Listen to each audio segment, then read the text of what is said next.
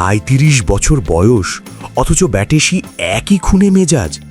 মাঠে ফিরেই যেন বুঝিয়ে দিলেন কেন তিনি ক্রিকেটের আসল কিং। দীর্ঘ ৯ মাস পর টি-20 ফরম্যাটে ফিরলেও সানরাইজার্স হায়দ্রাবাদের বিপক্ষে ৩৮ বলে অপরাজিত ৬৯ রানের ইনিংসটি দেখে বোঝার উপায় ছিল না যে বিরাট ২০-২০-এর ক্রিকেট থেকে দূরে ছিলেন। চিন্নাস্বামীর গ্যালারি যখন কোহলির ৪ ছক্কায় উত্তাল, তখন ড্রেসিং রুমে বসে মুগ্ধ হয়ে সেই ব্যাটিং দেখছিলেন রবিচন্দ্রন অশ্বিন। অশ্বিন অবাক হয়ে বলছেন, ৫৭ মিটারের ছোট বাউন্ডারিতেও যেখানে অন্য ব্যাটাররা ১ রান নিতে হাঁপিয়ে ওঠেন, সেখানে বিরাট চিতার গতিতে ডাবল রান নিচ্ছেন। আসলে আইপিএলে নামার আগেই নিউজিল্যান্ড ও দক্ষিণ আফ্রিকার বিপক্ষে করা সেই রাজকীয় সেঞ্চুরিগুলোর ছন্দটাই কোহলি বয়ে নিয়ে এসেছেন আইপিএলের আঙিনায়।